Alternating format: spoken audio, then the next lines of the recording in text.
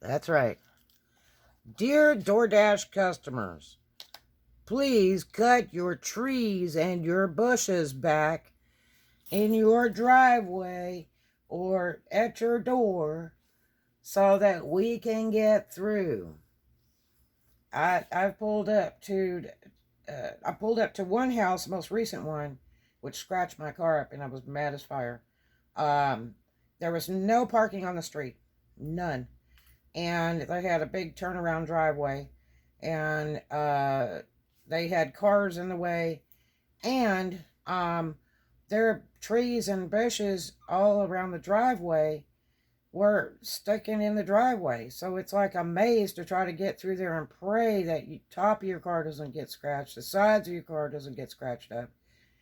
And then when you finally, can get up there, to leave their order because of Corona, because, they want it left on the doorstep, um, then you leave the order and then you have to try to get out, and it's the same mess. And the next one I come to, I'm going to text the Doordash rat right there and say, I have no parking and no way to get in because the trees and bushes need to be cut back in the driveway. I can't get my car through without damaging it. And this, $10 order is not worth hundreds of dollars of damage to my car. So please look out there and see if you need to cut your bushes and trees back. I had one where you had to drive through a bunch of mud way back, and big ruts and holes. And I was driving actually my truck that day. If I'd have been driving, my Mercedes, there's no way I'd have gone in there. And I had texted the customer, when I got there, I said, I can't seem to get through. Oh, just pull on through. And man, I get back there through the ruts and the mud puddles and all that other junk. And again, there was big tree branches hanging over, the drive. And when I come in the drive, they had cars blocking, so I couldn't even get to the house. So I had to back up, which took forever. And, the food's getting colder by the second, the longer it takes to get this delivered. Um, Full of mud. I had to go back out about 65 feet, then go back the other way of the driveway, which was worse, and finally get in there. And they just looked at me like they're mad as hell standing out front of the house. And it's like, move your cars, cut your stuff back.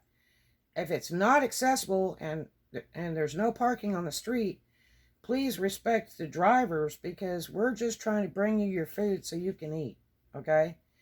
Whether Corona or not, we're just trying to deliver your food. So step outside, look at it. Are your cars in the way? Do you have 10 cars there? Um, uh, make it clear so that we can deliver. Okay? We get a ticket if we leave the car in the street running the flashers or any of that other stuff or blocking traffic. So don't get us in trouble for a little tiny order. Our pay is $3 an order. This is the year 2020. Our pay is $3 an order. It used to be $1. And that's plus customer tip. Although sometimes DoorDash hijacks tips and recirculates them and recycles them, but it's better to pay that driver cash on the tips. But I'm telling you, we also get bonuses for being on time and early and everything. So please don't hurt us and our money. If you can't get that done, then, please go get the food yourself, because it's just not fair to us. We're just trying to do a job.